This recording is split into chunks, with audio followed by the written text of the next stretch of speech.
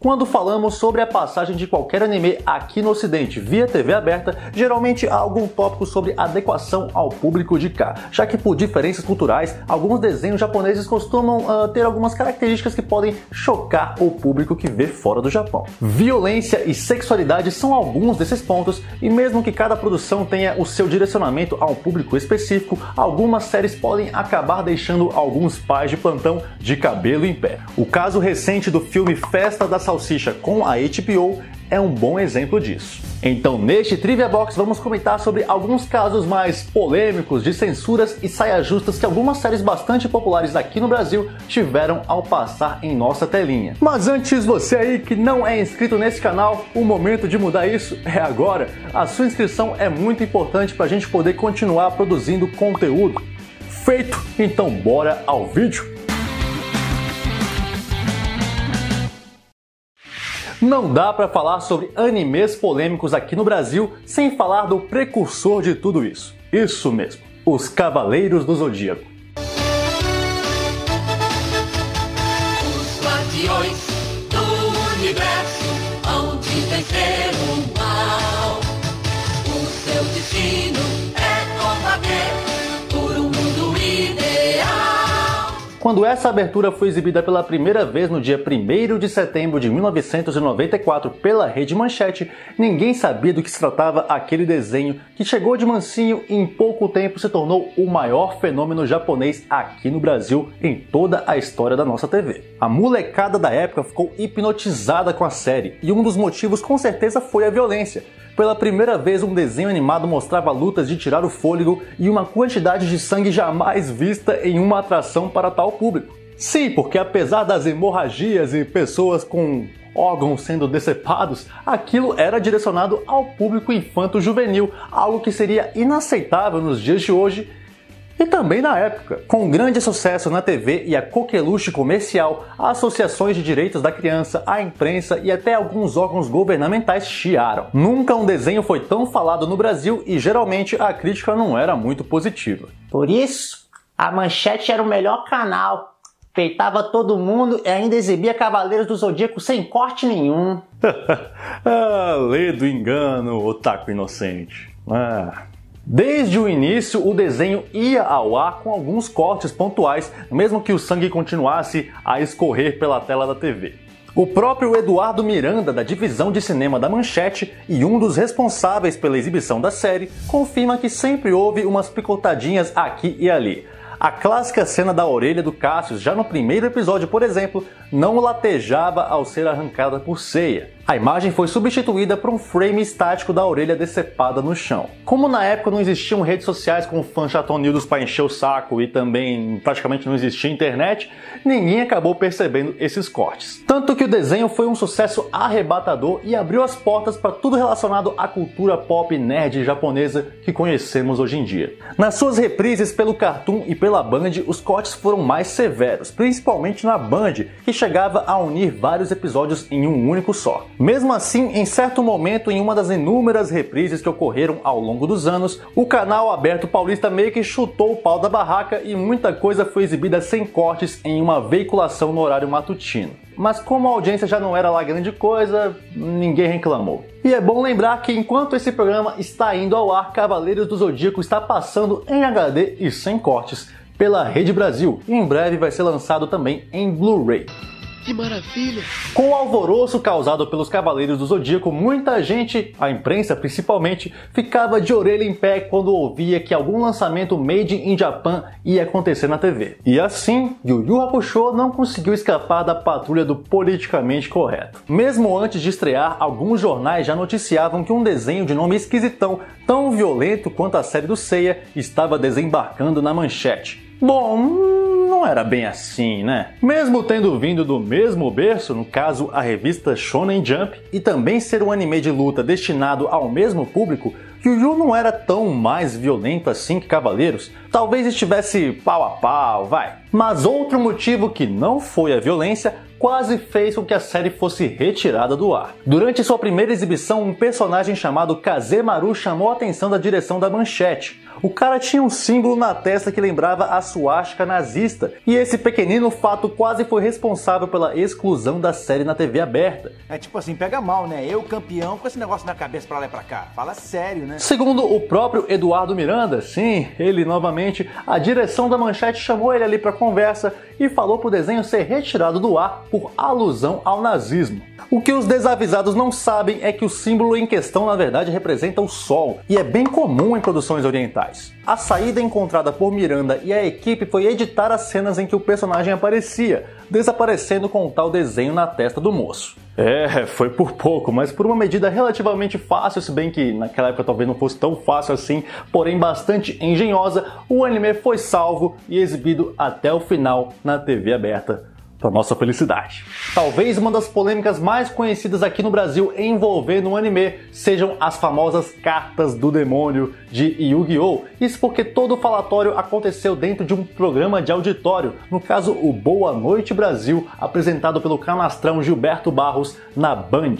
Durante vários dias, o apresentador berrou aos quatro cantos que Yu-Gi-Oh!, mais precisamente o card game, era coisa do tinhoso. Depois de alguns programas difamando o anime, resolveram em um fatídico dia reunir um teólogo, um juiz da vara de infância, um psicólogo e alguém que realmente entendia do que se tratava o jogo de cartas. Um circo foi montado com o único objetivo de causar polêmica e gerar audiência. E é bom lembrar que o programa se valia de muito sensacionalismo para trazer ibope. E se não bastasse, até Dragon Ball Z entrou na suruba, e um trecho do filme A Árvore do Poder mostrando o Gohan na forma do macaco gigante atacando Goku foi acusado de incitar as crianças a agredirem os pais. Só tinha esquecido que Dragon Ball Z tinha passado no mesmo canal, né?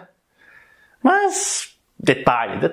No final das contas, o debate foi favorável ao jogo. Todo mundo se mostrou a favor do Yu-Gi-Oh! Inclusive disseram que podia estimular o raciocínio das crianças e deixou o apresentador Gilberto Barros uma verdadeira cara de tacho. Na época, o anime era exibido pela Rede Globo e pela Nickelodeon com relativo sucesso e, coincidentemente ou não, chegou a sair da emissora aberta por um período. Recentemente, o apresentador relembrou esse caso ocorrido há quase 15 anos em uma entrevista em uma rádio online. Segundo ele, a pauta foi criada devido à polêmica que o assunto causava no Japão. E pediu desculpas aos fãs por ter entrado de gaiato no assunto. Tá bom, né? Pelo menos reconheceu a ignorância. Power Stone, um anime baseado em um game da Capcom de mesmo nome, foi exibido pela Rede Globo em 2001 dentro da TV Globinho, onde mais seria em uma época lendária, onde a Globo comprava praticamente tudo que era japonês para passar em seu matinal infantil. Inédito na TV paga até hoje, o anime teve uma única exibição no canal e seus 26 episódios foram reduzidos a 25 com o intuito da transmissão terminar em uma sexta-feira. A proeza se deu pelo fato da emissora ter juntado o episódio 11 e o 12 em um só. A tal justificativa se deu pelo fato do capítulo 11 mostrar jogatina, o que seria impróprio para o público infantil, o que cá entre nós é difícil de engolir. Caso semelhante aconteceu com o Yu-Gi-Oh! Lá nos Estados Unidos envolvendo a 4Kids, que acabou cortando cenas que mostravam o passado da Mai ligado ao cassino. Mas a gente já falou sobre Yu-Gi-Oh! E 4Kids, a gente deixa para um outro programa específico que um dia vai acontecer. Grande coisa. No final das contas, o público foi privado de praticamente um episódio completo, já que o anime nunca teve reprise, nem mesmo nos horários alternativos, como nas madrugadas ou naquele horário que só quem tem parabólica pode assistir ali perto do almoço. Fazer o quê? E por falar em tesoura, é relativamente comum que emissoras abertas retirem algumas cenas que eles consideram impróprias em desenhos, séries e filmes, mas nunca na história televisiva deste país um desenho sofreu tanto com a tesoura quanto Samurai X. Não cansamos de fazer essa piada, mas o retalhador foi retalhado. A série foi adquirida pela Globo em um dos seus pacotes de desenhos e jogada ao ar a partir de setembro de 1999 dentro do programa Angel Mix, apresentado pela Angélica, aquela mesma que vai de táxi e foi embaixadora de Doraemon e Digimon no Brasil. Quase sempre o canal comprava uma caçambada de desenhos e séries e colocava no ar sem muito esmero, provavelmente sem saber muito o que estava indo pro ar ou do que se tratava aquela produção. E Samurai X, meus amigos, não tinha muito o perfil dos outros desenhos que passavam na Globo, não. Visto isso, o canal começou a promover cortes e mais cortes em tudo que considerava confuso e violento para os seus padrões. A coisa chegou ao ponto de alguns episódios durarem apenas pouco mais de 15 minutos e às vezes vários capítulos serem colados em um só. Como era de se esperar, a série não ficou muito tempo no ar e saiu sem ter todos os seus episódios exibidos. E ao contrário do que muita gente pensa, não foi um boicote aos animes, uma perseguição. Na verdade, era bastante comum esse rodízio de desenhos dentro dos programas infantis da emissora. Só que a Globo não contava com o barulho dos fãs e a influência de revistinhas especializadas que tratavam Samurai X como se fosse o último sushi do rodízio. Como a internet ainda estava se popularizando, os otakus meteram o bedelho, reclamaram em todos os cantos, fizeram abaixo-assinados e dançaram a dança da bundinha peladinha, tudo em prol da volta da série.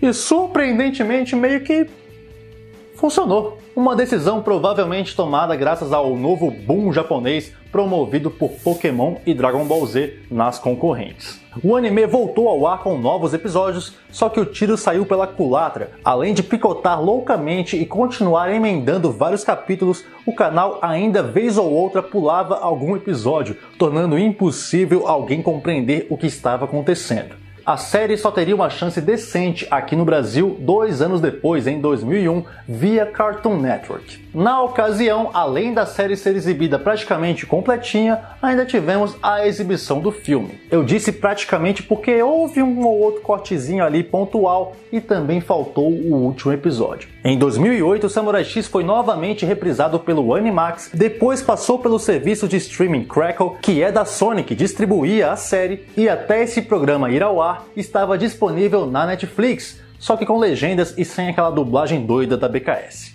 Falei dela agora há pouco, mas quem não se lembra da dança da bundinha peladinha do Shin-Chan nas noites da saudosa Fox Kids? Hey, hey, hey, Shin-Chan, da encrenca ele é fã. Hey, hey, hey, Shin-Chan, garotinho vem cantando. Tá bem, pouca gente se lembra dessa exibição aqui no Brasil. Fenômeno no Japão, onde desde eras remotas fica entre os 10 animes mais assistidos da TV, Shin-Chan flopou em sua rápida passagem pelo canal infanto-juvenil. Estreando em 2003 e indo ao ar sempre às 10 da noite, ou seja, em um horário onde são permitidos alguns excessos na TV, a série não ficou muito tempo no ar, sendo limada da grade oficialmente por não combinar com a programação oferecida pela Fox Kids.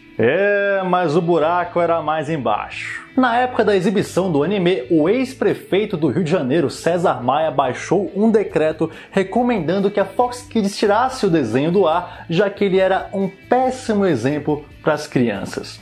Com uma propaganda negativa dessas em seu currículo que, entre outras coisas, poderia causar até mesmo fuga de anunciantes, o canal provavelmente se sentiu intimado a retirar o pequeno travesso do ar. Shin-Chan só teria uma rápida nova chance anos mais tarde pelo Animax. Em tempo, o político declarou que iria processar os Simpsons por conta daquele episódio onde eles satirizam o nosso estilo de vida.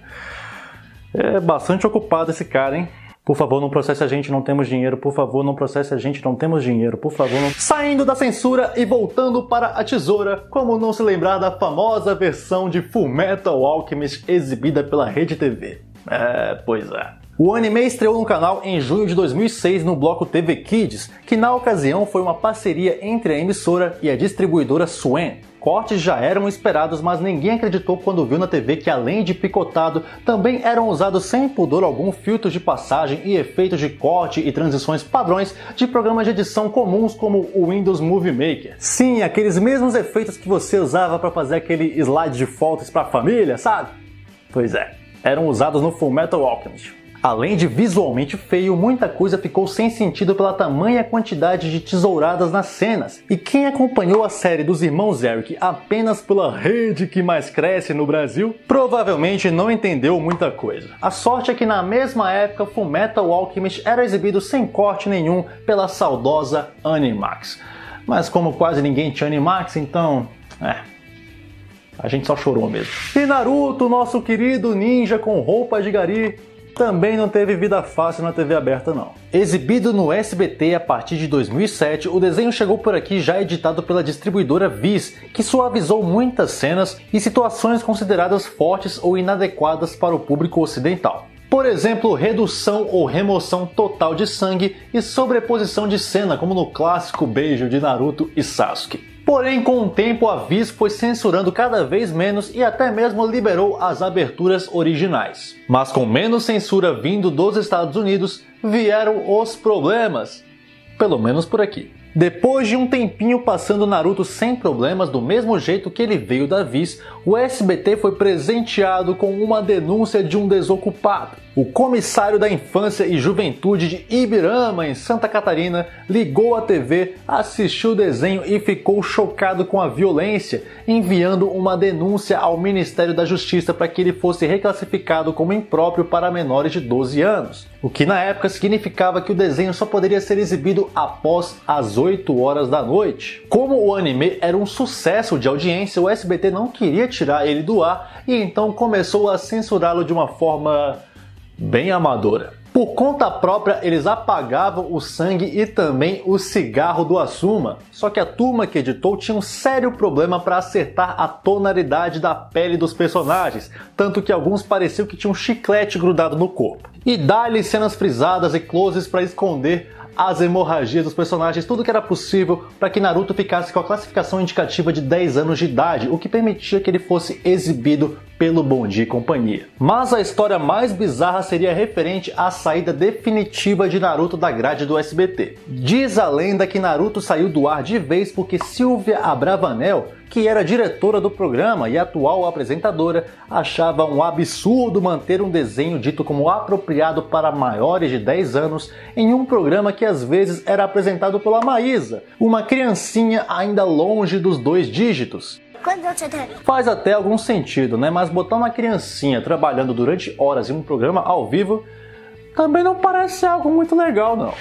E quando se trata de censura, polêmicas e cortes envolvendo algum anime, o assunto é muito, mas muito vasto. Portanto, se você gostou e acha que a gente pode voltar nesse assunto mais alguma vez, deixe o seu comentário, porque material para isso não falta. E claro, não se esqueça de curtir o vídeo, assinar o canal e recomendar aos amigos. A gente se vê na semana que vem ou no próximo vídeo. Até lá!